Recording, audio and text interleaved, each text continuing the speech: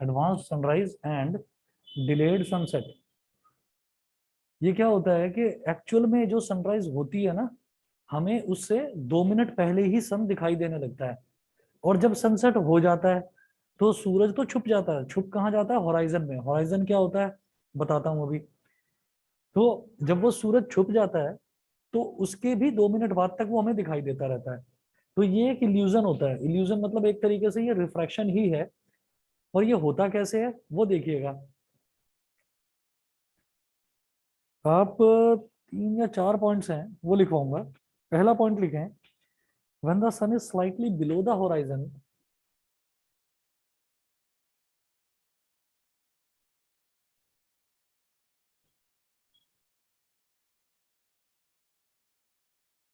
when the sun is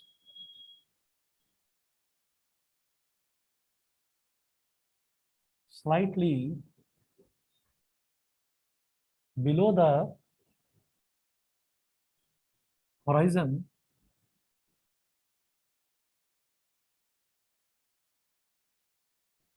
when the sun is slightly below the horizon, comma, then the sunlight coming from less dense air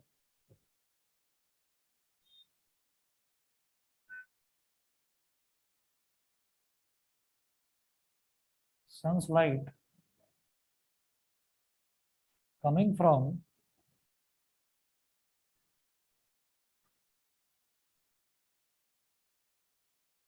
less dense air to more dense air is refracted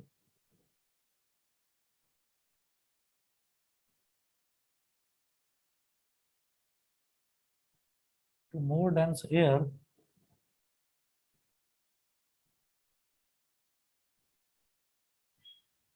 is refracted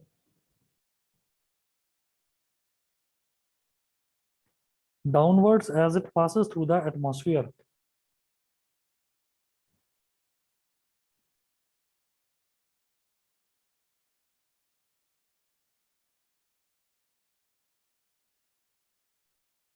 Downwards as it passes through the atmosphere.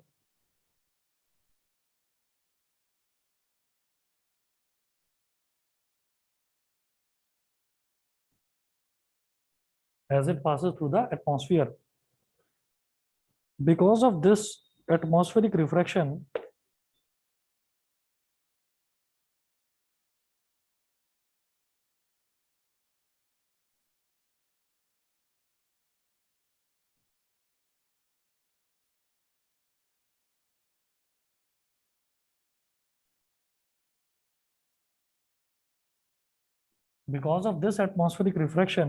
comma, the sun appears to be raised above the horizon.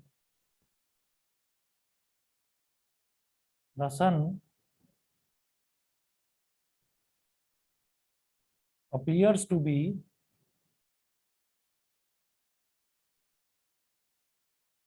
raised above the horizon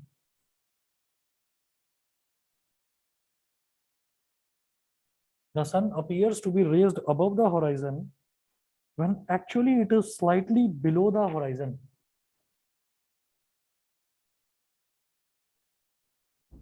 When actually it is slightly when actually it is slightly below the horizon.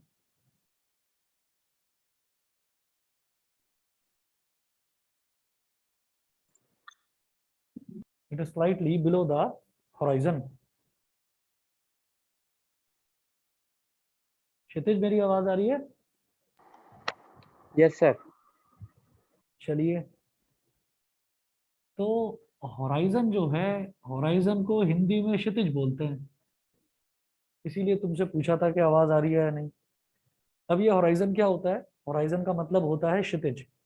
अब क्षितिज का मतलब क्या है ये हम उतना अच्छे से नहीं जानते, क्योंकि हम लोग कहाँ रहते हैं? हम रहते हैं लैंड, ये जो हमारा जो प्लेन रीजन है, क्या बोलते हैं उसको? प्लेटू नहीं, क्या बोलते हैं इसको? प्लेन्स ही बोलते हैं, इसको प्लेन्स बोलते हैं।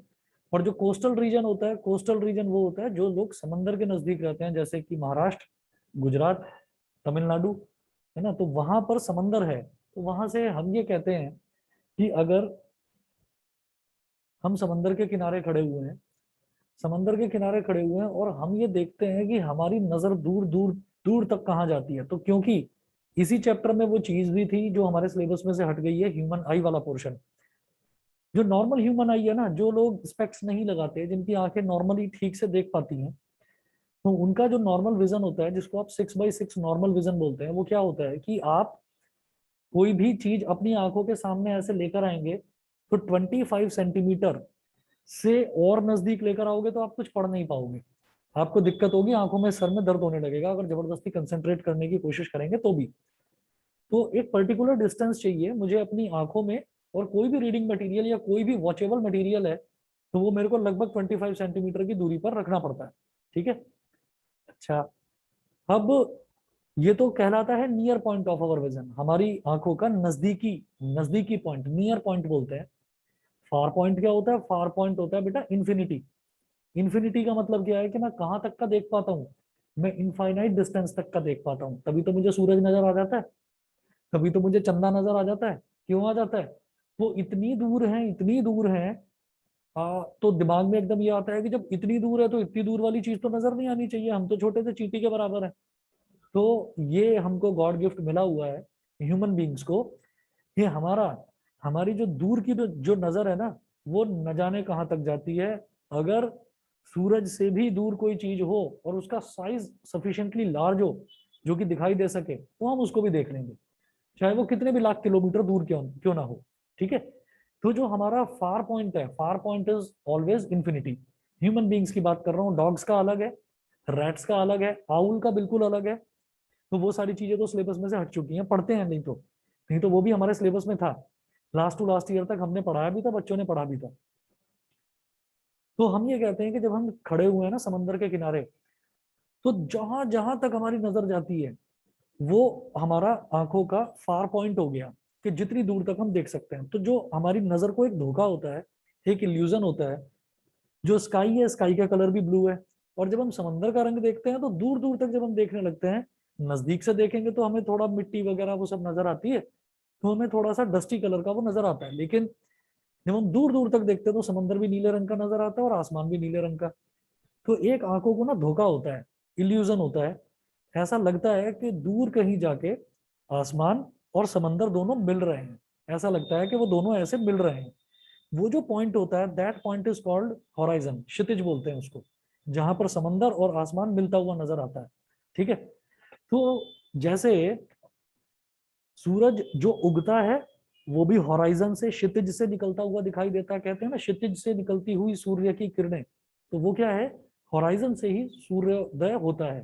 तो आप देखिएगा, इसका एक छोटा सा डायग्राम बनाऊंगा, उससे समझ में आ जाएगा कि जैसे हम यहाँ पर खड़े हुए हैं इस तरफ, तो डायग्रामेटिकली इस चीज को रिप्रेजेंट करने के लिए हम क्या करेंगे, हम एक ह्यूमन आई बना लेंगे यहाँ पर ऐसे। अच्छा, ह्यूमन आई बनाने का बड़ा आसान सा तरीका है, एक कर्व तो ऐसे बना लो, एक कर्व ऐसे बना लो, एक कर्व ऐसे बना लो, यहां से इसको डार्क कर दो,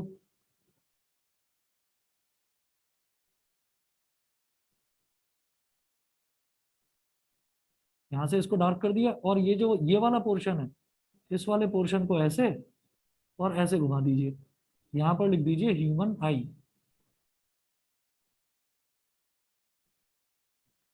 ब्रैकेट में लिख देना ऑब्जर्वर, ऑब्जर्वर मतलब जो यहाँ पर खड़ा होकर सूर्य को देख रहा है, वो ऑब्जर्वर हो गया। फिर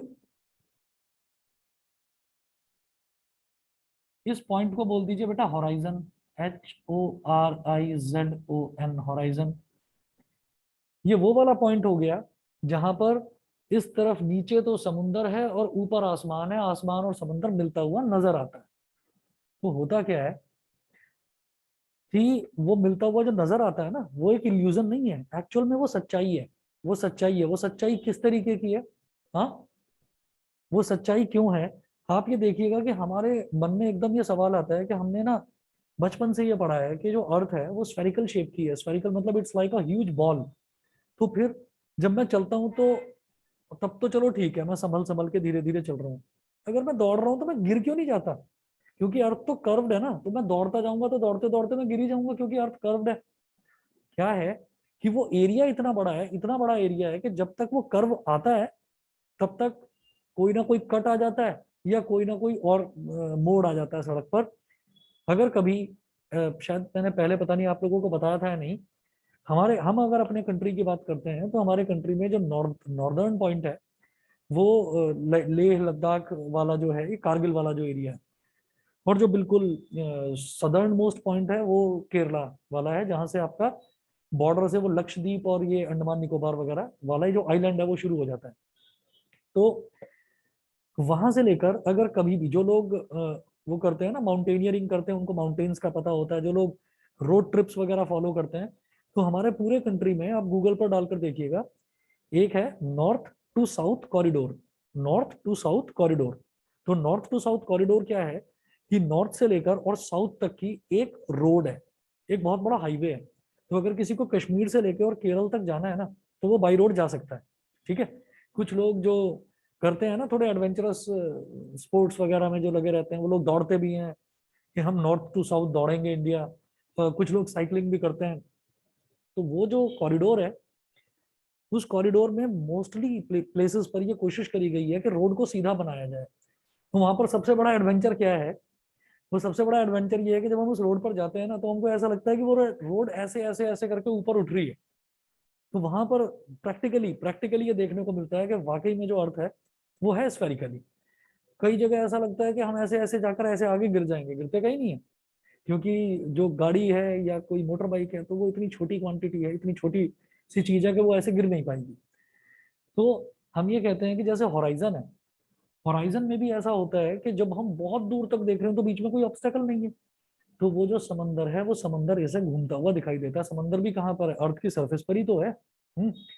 तो वो ऐसे घूम जाता है वहां पर, और जब वो वहां पर घूमता है तो वो एक ऐसा एरिया, जैसे मान लीजिए मैं यहाँ पर खड़ा हुआ हूँ और यहाँ पर खड़े होके आगे से एक सरफेस है वो ऐसे घूम जाती है, तो उसके आगे क्या हो रहा है वो मैं नहीं देख सकता, क्योंकि मेरी जो लाइन ऑफ साइट है वो स्ट्रेट लाइन में ही देख पाएगी। तो आप ये सोचिए कि वो जो कर्व्ड वाला पोर्शन है, उस कर्व्ड वाले पोर्शन को ही हम होराइजन बोलते हैं। उस कर्व्ड वाले पोर्शन के जस्ट नीचे है सूरज, जब वो निकलने वाला है। ठीक है। यानी कि मैंने बनाया ये स्ट्रेट लाइन है, एक्चुअली में ये कर्व्ड वाला पोर्शन है। तो सूरज यहाँ पर है।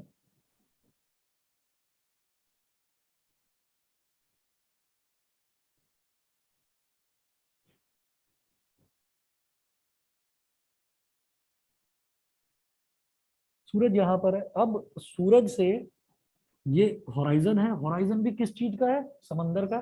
समंदर का पानी क्लियर। ठीक है। और एटमॉस्फेयर जो है वो यहाँ पर क्या है? वो यहाँ पर बहुत रेयरर एटमॉस्फेयर है। रेयरर मतलब यहाँ पर जो पार्टिकल्स हैं, डस्ट पार्टिकल्स वगैरह है ही नहीं, है ना। तो होराइजन जो है वो बिल्कुल क्लियर है। वहां पर गैसेस, डस्ट पार्टिकल्स एटमॉस्फेयर में मतलब बिल्कुल क्लीननेस ही क्लीननेस है सब जगह। तो आप ये देखिएगा कि इससे रेज ऐसे घूमकर भी अगर आए और मेरी आंख तक पहुंचने की कोशिश करें, पहुंच नहीं पाएंगे। क्योंकि मैं इस होराइजन के ऊपर का देख पाऊंगा, नीचे का नहीं देख पाऊंगा। तो यहाँ पर एटमॉस्फेयर जो है वो रेयरर है।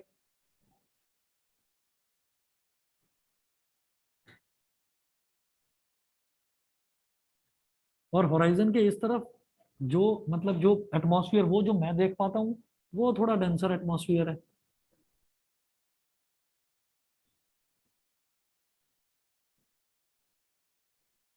तो इसकी एक इमेज जब रेयरर एटमॉस्फेयर में है, तो रेयरर एटमॉस्फेयर से वो नॉर्मल की तरफ बेंड हो जाता है। वो नॉर्मल की तरफ बेंड हो जाता है, और जब वो नॉर्मल की तरफ बेंड हो जाता है तो उसकी इमेज ऐसे बनती हुई नजर आती है हमको, जैसे कि ये एक मिरर हो और ये इस तरफ ऐसे इसकी इमेज बन जाती है।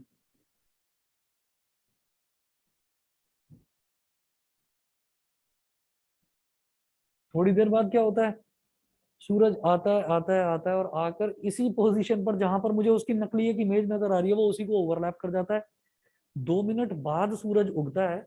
हमको दिखाई 2 मिनट पहले ही दे जाता है। ठीक है। अगर ये पूरी जो आपको कहानी समझाई है, इस कहानी में अगर कुछ भी भूल जाए कुछ भी भूल जाए, मैं बिल्कुल प्रैक्टिकल बता रहा हूँ, तो एटमॉस्फेरिक रिफ्रैक्शन जरूर मेंशन कर देना।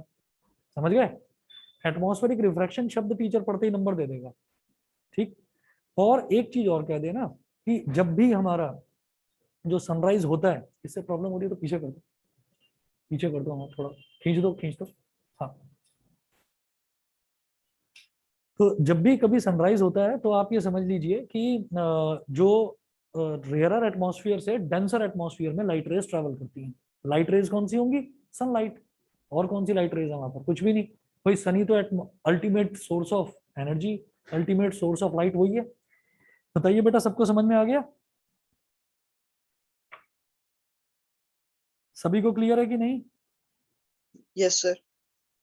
तो यहां पर एक चीज और लिख देना बेटा इस तरफ, एक्चुअल पोजीशन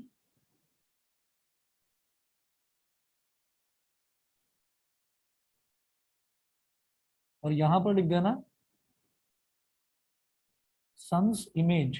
ये सन की इमेज है। तो याद रखना, जैसे ही सुबह सुबह सूरज उगता हुआ दिखाई देता है तो आपको भी सूरज की इमेज ही नजर आती है, सूरज नजर नहीं आता। एक लाइन और लिख लें, it is also due to atmospheric refraction. यहां लिख लेना,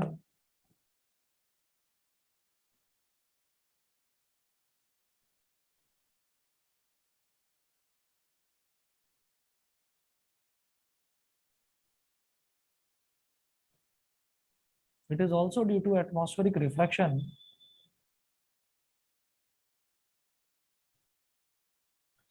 that we can still see the sun for about 2 minutes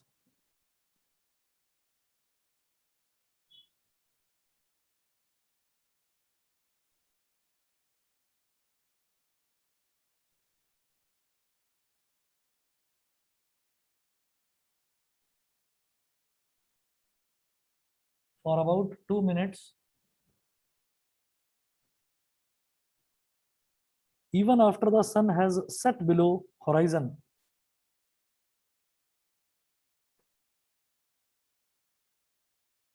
Even after the sun has set below the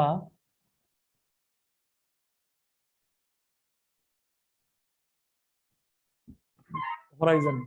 तो ये चीज भी देखिए वही है कि सन जो है वो सनसेट हो गया, सनसेट हो गया, होराइजन के नीचे चला गया। जब ये होराइजन के नीचे चला गया तो जब ये इसके जस्ट नीचे है तो फिर से वहीं पर पहुंच गया ना, रेयर मीडियम में। यहाँ डेंसर मीडियम में तो उस टाइम पे मुझे इमेज ही नजर आती रहती है। हमें लगता है कि अभी सूर्यास्त नहीं हुआ है, सनसेट नहीं हुआ है, लेकिन एक्चुअल में सनसेट हो चुका होता है। इसके बाद एक बहुत इंपॉर्टेंट क्वेश्चन इसमें बनता है, 2 लाइन लिखिएगा इंपॉर्टेंट करके।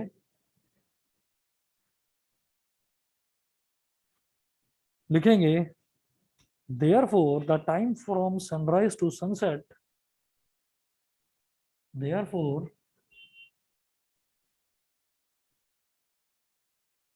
the time from sunrise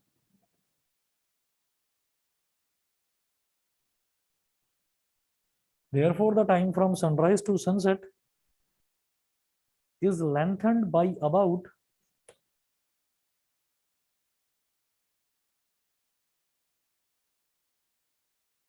is lengthened by about 2 plus 2 is equal to 4 minutes because of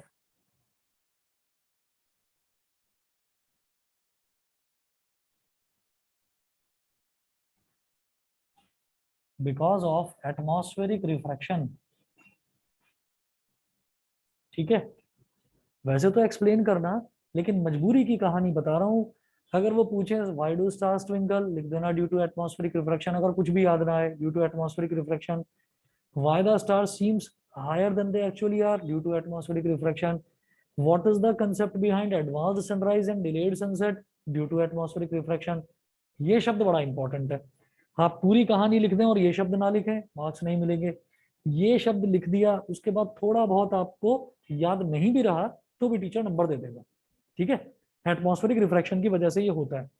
तो जो सनराइज और सनसेट है, तो रोशनी जो है ना पूरे के पूरे जो मतलब यूनिवर्स है उसमें जो रोशनी रही, वो रोशनी फॉर एग्जांपल सोचिए कि टेक्निकली अगर देखा जाए कि सन कब तक है पूरे एटमॉस्फेयर में, सोच लो कि 2 घंटे तक है, ऐसे ही सोच लो, ठीक है। तो हमने ये कहा कि अगर वो 2 घंटे तक है तो वो एक्चुअली 2 घंटे तक नहीं रहा, उसकी रोशनी, सन तो 2 घंटे तक रहा, उसकी रोशनी रही 2 घंटे 4 मिनट तक। क्यों? क्योंकि एक्चुअल में सनराइज होने से पहले ही उसकी इमेज आ गई थी, तो जितनी रोशनी वो फेंकता है ना, उसकी इमेज भी उतनी रोशनी फेंकती है। और सनसेट होने के बाद भी सूरज तो छुप गया था, लेकिन उसकी इमेज नजर आती रही, तो वो रोशनी फेंकती रही। तो कुल मिलाकर सनराइज से सनसेट तक का टाइम टोटल 4 मिनट बढ़ जाता है। 2 मिनट सनराइज वाला, 2 मिनट सनसेट वाला। सभी को समझ में आ गया? अक्षत, आदित्य बताइए। इंदर, इशिता, क्षितिज, न्यासा, सक्षम, योग। ये सभी का नेटवर्क एक साथ गया क्या? अच्छा, सक्षम को तो आवाज नहीं आ रही होगी। अरे योग, आवाज आ रही है कि नहीं? Yes sir. आज तो बस क्षितिज को आ रही है आवाज, क्योंकि इसी की बात चल रही है। बाकी बच्चों को आवाज आ रही है कि नहीं भाई? कहाँ हो?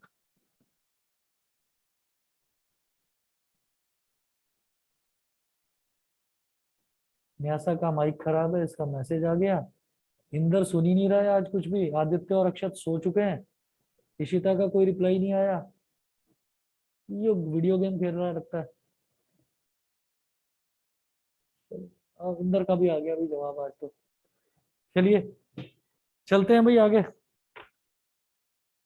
अगला टॉपिक लिखेंगे स्कैटरिंग ऑफ लाइट।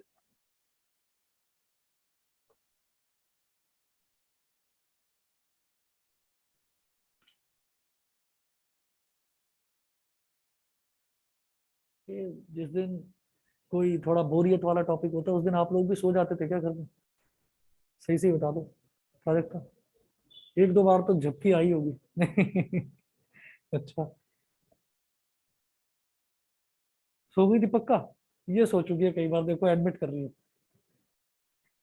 चलिए,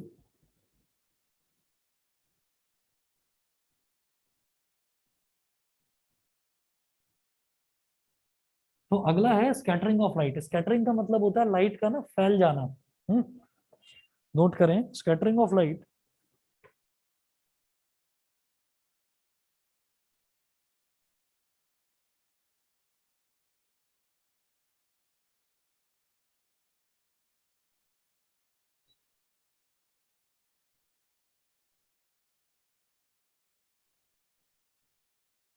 स्कैटरिंग ऑफ लाइट में लिखेंगे, scattering of light means to throw light in various random directions.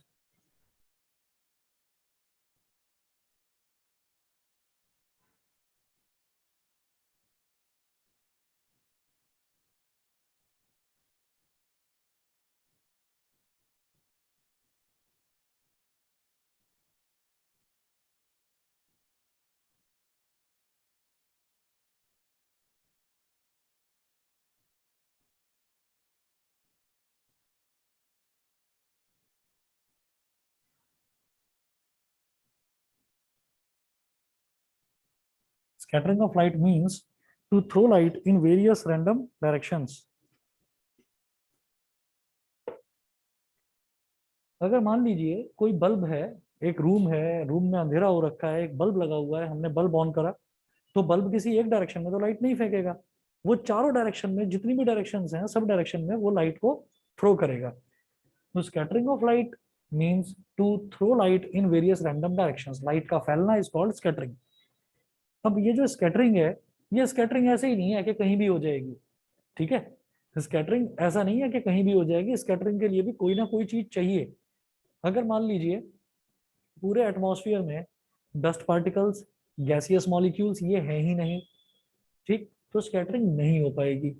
तो स्कैटरिंग नहीं हो पाएगी क्योंकि ये जो डस्ट पार्टिकल्स हैं, ये जो गैसियस मॉलिक्यूल्स हैं, यही क्या करते हैं कि लाइट के जो छोटे छोटे पार्टिकल्स हैं, आगे फर्दर क्लासेस में पढ़ेंगे, लाइट का जो सबसे छोटा पार्टिकल होता है उसको फोटोन बोलते हैं। PHOTON, फोटोन, है ना, वो बोलते हैं। तो जैसे हम ये बोलते हैं ना कि ह्यूमन बॉडी का सबसे छोटा हिस्सा क्या है, तो हम ये बोल देते हैं सेल। किसी भी सॉलिड, लिक्विड या गैस का सबसे छोटा हिस्सा क्या है, हम बोलते हैं एटम। उसी तरीके से लाइट जो है, लाइट का भी जो सबसे छोटा पार्टिकल होता है उसको बोल देते हैं फोटोन।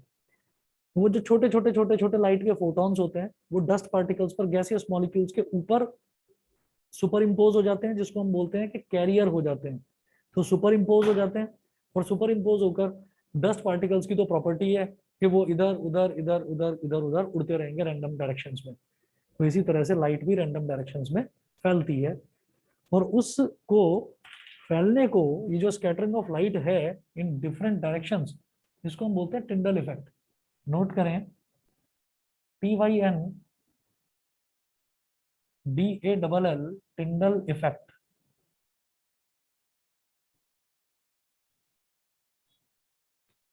टिंडल इफेक्ट, इसमें लिखेंगे the scattering of light by particles in its path is called Tyndall effect.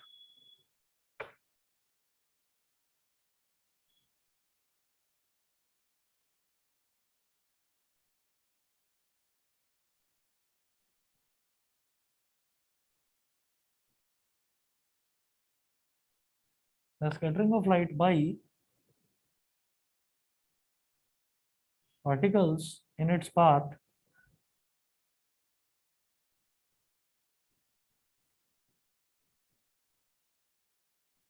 is called Tyndall effect.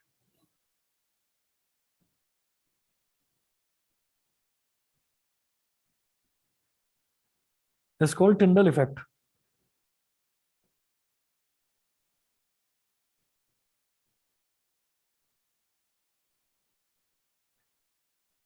अब बड़ा इंपॉर्टेंट क्वेश्चन है, why the sky is blue?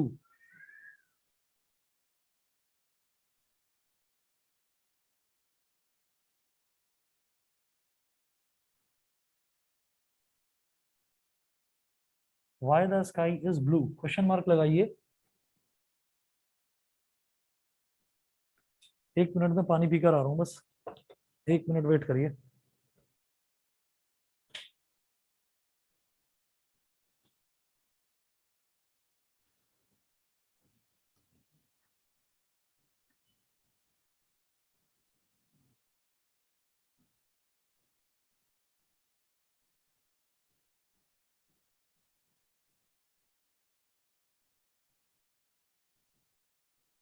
अब हमने ना एक चीज पढ़ी थी, जो स्पेक्ट्रम होता है, व्हाइट लाइट का जो स्पेक्ट्रम होता है उसको हम रेनबो बोल देते हैं। और वो स्पेक्ट्रम होता है क्या? विबग्योर। तो उसमें हमने ये देखा था कि जो वॉयलेट होता है, वॉयलेट ब्लू का ही एक शेड है ना? तो वो उसकी जो वेवलेंथ है वो बहुत कम होती है। वेवलेंथ कम होती है तो इसका मतलब उसकी स्पीड कम होती है। और जो रेड है, रेड की वेवलेंथ बहुत ज्यादा होती है। वेवलेंथ का मतलब क्या है? कि उसकी स्पीड बहुत ज्यादा होती है। तो ध्यान से समझिएगा कि वेव्स में हम क्या देखते हैं कि जो वेव्स होती है ना, वेव्स की जो लेंथ होती है उसको हम वेवलेंथ बोल देते हैं। तो जो वेलोसिटी है, v, मतलब वेलोसिटी ऑफ वेव। वेलोसिटी क्या है? एक तरह से स्पीड ही तो है। स्पीड क्या होता है? Distance upon time. अच्छा, डिस्टेंस क्या है यहाँ पर? Lambda upon time. ये लैम्डा है बेटा वेवलेंथ। वेवलेंथ, और ये टी है टाइम टेकन।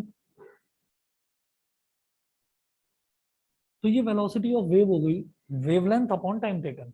इसका मतलब क्या है कि वेलोसिटी और वेवलेंथ ये डायरेक्टली प्रोपोर्शनल है। v is directly proportional to lambda. तो अगर किसी कलर की वेवलेंथ ज्यादा है तो उस कलर की वेलोसिटी भी ज्यादा है। आप ये देखेंगे, आप कहीं मार्केट में जा रहे हैं या किसी एक बड़ी सी पार्किंग में खड़े हुए हैं, तो ये वैसे ही कहानी नहीं है, सही बात है जो बता रहा हूँ। आप बड़ी पार्किंग में खड़े हुए हैं, तो बड़ी पार्किंग में बहुत सारी गाड़ियां खड़ी हुई हैं, अलग अलग कलर की। व्हाइट भी है, ब्लैक भी है, रेड भी है, ब्लू भी है। आप कभी भी करके देख लेना, एक्सपेरिमेंटली ऑब्जर्व करके देख लेना, आपकी नजर सबसे पहले रेड गाड़ी पर रुकेगी। ठीक है? वो रेड पर क्यों रुकती है नजर? उसका रीजन ये है कि रेड कलर जो है, रेड कलर की वेवलेंथ सबसे ज्यादा होती है। वेवलेंथ सबसे ज्यादा होती है तो उसकी स्पीड सबसे ज्यादा है। Wavelength is directly proportional to speed. तो उसमें से निकलने वाली जो लाइट रेज है वो फटाक से बहुत जल्दी हमारी आंखों में आ जाती है। ठीक है? इसीलिए क्या होता है कि जैसे सुबह सुबह सूरज निकला, तो जैसे सूरज निकलता है तो सूरज हमें एकदम जब निकलता है तो मुझे रेड क्यों दिखाई देता है? उसमें होता तो व्हाइट कलर है, लेकिन white colour is composed of 7 different colours. अब उसमें सबसे ज्यादा वेवलेंथ किसकी है? जो विबग्योर भी था ना, विबग्योर में भी हमने ये बोला था कि ये ऐसे था, VIBGYOR।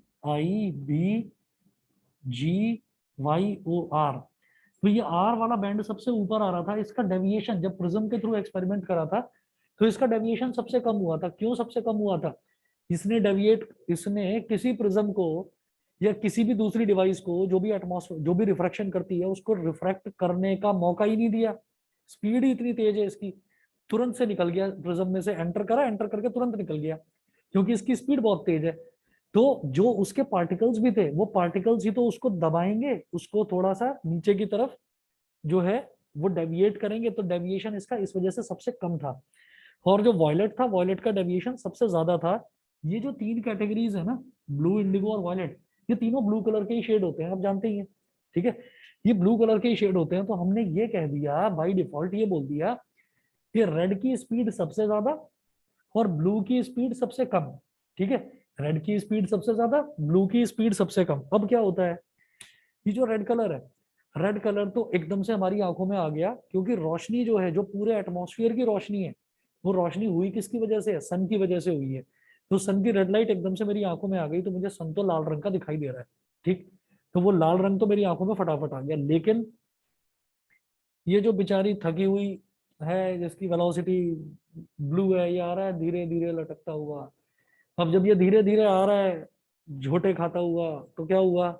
Dust particles, gaseous molecules सब इसको एंट्रैप कर लेते हैं, पकड़ लेते हैं। पकड़ लेते हैं, पकड़ने के बाद में डस्ट पार्टिकल्स की और गैसियस मॉलिक्यूल्स की क्या प्रॉपर्टी है? They move here and there in random directions. तो वो एक एक फोटोन इसका ब्लू कलर का पकड़ते जाते हैं, पकड़ते जाते हैं, और फैलते जाते हैं, फैलते जाते हैं, फैलते जाते हैं। सूरज तो लाल नजर आता है, लेकिन पूरे आसमान में, पूरे एटमॉस्फेयर में फैल जाते हैं, और पूरा आसमान हमें नीला नीला नीला नजर आता है। ठीक है, ये कॉन्सेप्ट है लाइट का। तो लाइट में हमेशा याद रखिएगा कि ब्लू कलर की वेवलेंथ सबसे कम तो उसकी स्पीड सबसे कम, रेड कलर की वेवलेंथ सबसे ज्यादा तो उसकी स्पीड सबसे ज्यादा। तो इसी वजह से उसके पार्टिकल्स को dust particles, gaseous molecules entrap करके पूरे आसमान में फैला देते हैं, और पूरा आसमान हमें नीला नीला नजर आता है। ठीक है, ऑनलाइन वाले बच्चे बता दीजिए बेटा, क्लियर है? Yes, sir. Yes, sir. चलिए, आदित्य, इंदर, इशिता, बताइए। Yes, sir. आदित्य किधर है? पता नहीं किधर गया। Yes sir. आदित्य है। इशिता, आवाज आ रही है? Yes, sir. चलिए ठीक है। अब नोट करें आप, यही जो सारी कहानी समझा रहा था, इसको 4 पॉइंट्स में लिखवाऊंगा। पहला पॉइंट, फर्स्ट पॉइंट है, the sunlight is made up of 7 coloured lights mixed together.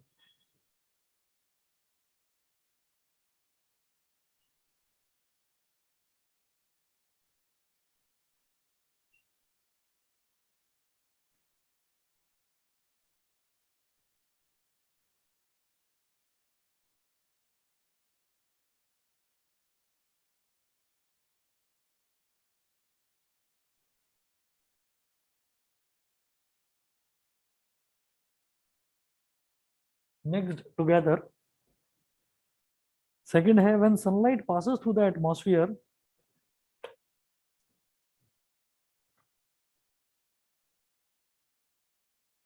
when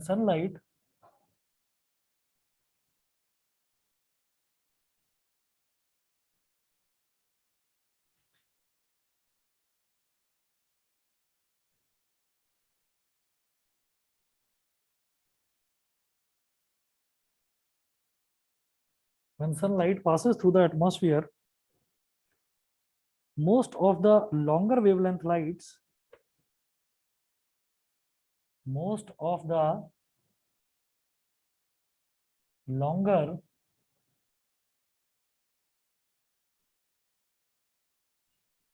wavelength lights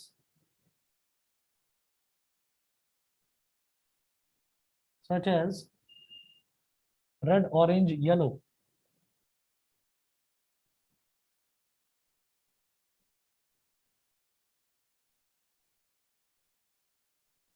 red, orange, yellow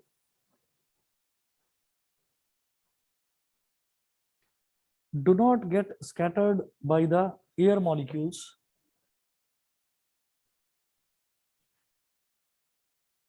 Do not get scattered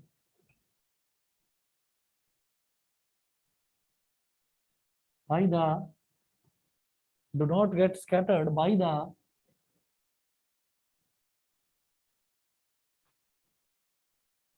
air molecules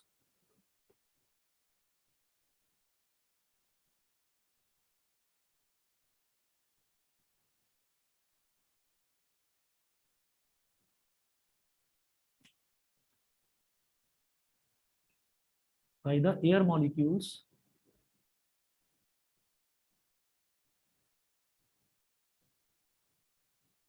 and pass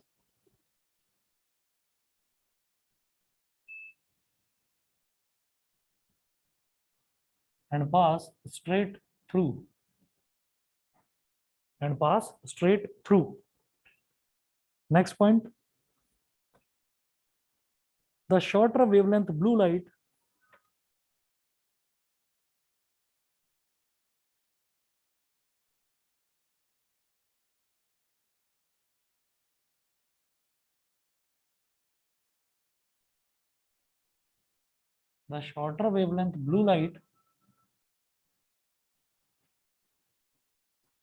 is, however, scattered all around the sky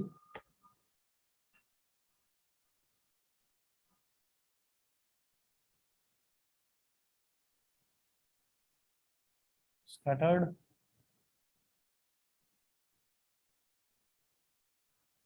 all around the sky by air molecules in the atmosphere.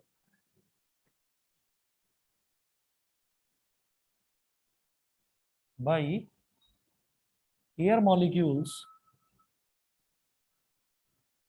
in the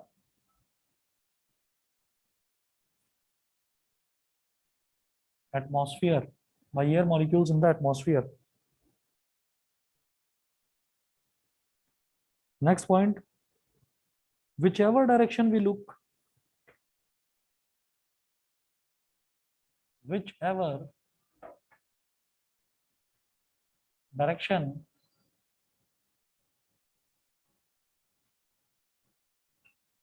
we look, this blue color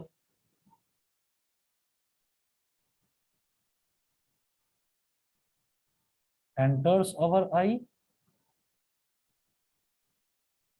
and hence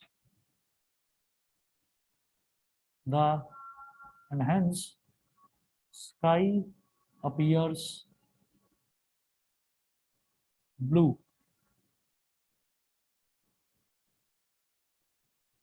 And hence sky appears blue. तो क्या आप आसमान को देखते हैं? क्या आप sky को देखते हैं? बताओ, स्काई को देखते हो या किसको देखते हो? स्काई का कलर क्या होता है फिर बता तो दो। स्काई का कोई कलर नहीं होता, अंधेरा होता है, बिल्कुल बिल्कुल डार्क कलर का होता है। ठीक है, आप लोगों को जो दिखाई देता है वो सिर्फ रंग दिखाई देता है, स्काई नजर नहीं आता। नहीं तो कभी रॉकेट पर बैठकर चले जाना, उड़ते जाना उड़ते जाना उड़ते जाना कि आसमान आएगा, मैं पकड़ूंगा मैं पकड़ूंगा मैं छूऊंगा, पकड़ ही नहीं पाएंगे। तो आसमान में कुछ भी नहीं है। जो हमको दिखाई देता है आसमान वो कुछ नहीं है, वो सिर्फ और सिर्फ फैला हुआ नीला रंग दिखाई देता है, वो आसमान नहीं है। अब जरा देखिए, इसी पॉइंट को आगे नोट करना है आपको।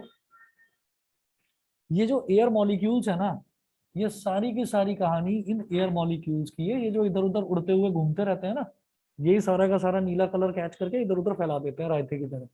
ठीक, अब जो असल में कहानी ये है कि अगर सोचो ये एयर मॉलिक्यूल्स ना होते तो क्या होता। नोट करें,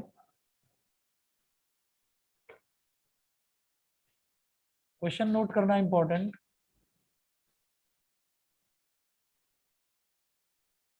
What would you observe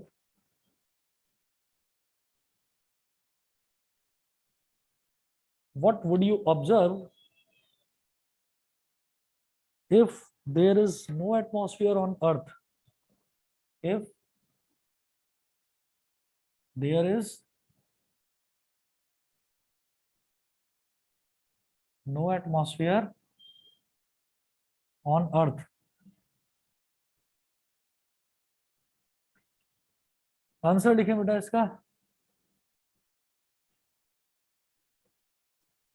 If the earth had no atmosphere consisting of air,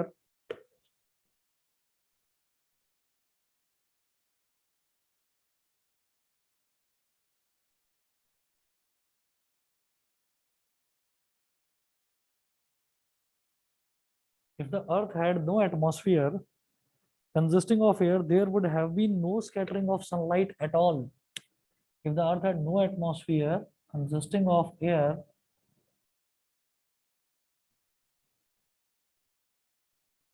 comma, there would have been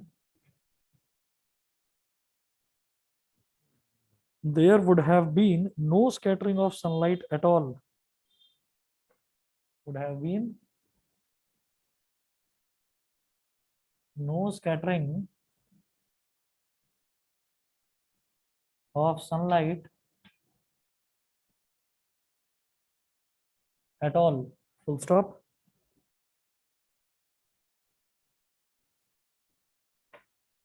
And the sky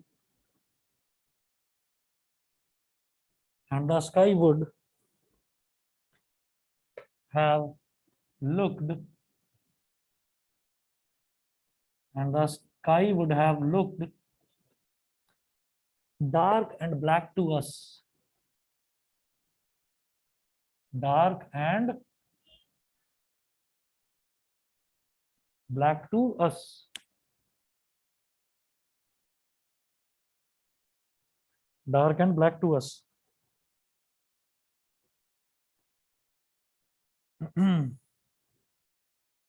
Therefore, in outer space,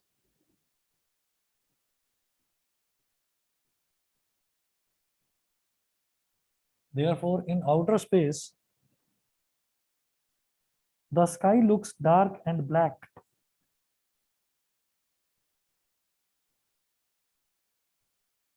The sky looks dark and black instead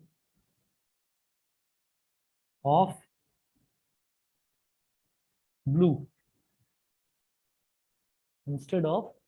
blue. तो सारी की सारी कहानी ये है कि कल सुबह जब दिन निकले तो ये मत कहना कि दिन निकल गया उजाला हो गया, कह देना कि नीला रंग फैल गया सारे में। समझ रहे हैं? तो जितना भी एटमॉस्फेयर है, तो जैसा अब नजर आ रहा है ना एटमॉस्फेयर कि बिल्कुल अंधेरा है, और जब चंद्रमा भी नहीं होता, मून भी जब नहीं होता, तो उस टाइम भी जो नजर आता है, तो वो एक्चुअल में एटमॉस्फेयर वो है। Atmosphere is like a black thing spread everywhere, सब जगह ब्लैक ही ब्लैक है और कुछ नहीं है। तो जो सन है, इसीलिए सन को अल्टीमेट सोर्स ऑफ एनर्जी कहा जाता है कि सनलाइट है तो हम एक दूसरे को देख पा रहे हैं, सनलाइट है तो प्लांट्स भी जी पा रहे हैं और हम लोग भी अपना सारे काम कर पा रहे हैं। ठीक है, तो इतना कर लीजिए इसमें। उसके बाद आपका थोड़ा सा इसमें पोर्शन बचता है। एक तो why the sun appears red at sunrise and sunset. Sun तो फिर हमको रेडी नजर आना चाहिए था ना, सिर्फ सनराइज और सनसेट के टाइम पर ही रेड क्यों नजर आता है? ये भी एक इंपॉर्टेंट चीज है। और जब जब जब हम पूरे आसमान को देखते हैं तो आसमान हमें नीला नजर आता है, तो उसके बाद नीला रंग तो सारा का सारा वहां चला गया, ब्लू चला गया, इंडिगो चला गया, वॉयलेट चला गया, तो सिर्फ रेड ही रेड बचना चाहिए था। तो सूरज तो मुझे हर टाइम लाल ही नजर आना चाहिए था, सिर्फ सनराइज और सनसेट पर ही लाल क्यों नजर आता है? एक तो ये क्वेश्चन है इसमें, और बस यही है, लास्ट एक क्वेश्चन बचा हुआ है, तो कल की क्लास में करा दूंगा इसको। ठीक है, आज फिर इतना ही कर लेते हैं। ये चैप्टर आपका कंप्लीट है। और हाँ, एक और इम्पोर्टेंट चीज आप लोगों से डिस्कस करनी थी कि मार्केट में आ गए हैं, मैंने पब्लिशर से बात करी है, मार्केट में एमसीक्यू बेस्ड वाले ना, शायद आपने देखा भी होगा, युग भी कल लेकर आया था कि एक तो शिवदास का, ओसवाल का और अरिहंत का, तो वो एमसीक्यू बेस्ड जो क्वेश्चन बैंक है वो मार्केट में अब अवेलेबल है, तो आप लोग ले सकते हो। मैंने भी मंगाया है, एक दो दिन में शायद कल या परसों रक्षाबंधन की वजह से डिलीवरी ना हो पाए, तो मैं मंडे को आएगा, मैं देखकर आपको बता दूंगा, ठीक है ना। तो वहां से क्वेश्चंस की खूब अच्छी प्रैक्टिस हो सकती है। चलिए जी, आज फिर इतना ही करते हैं। ओके।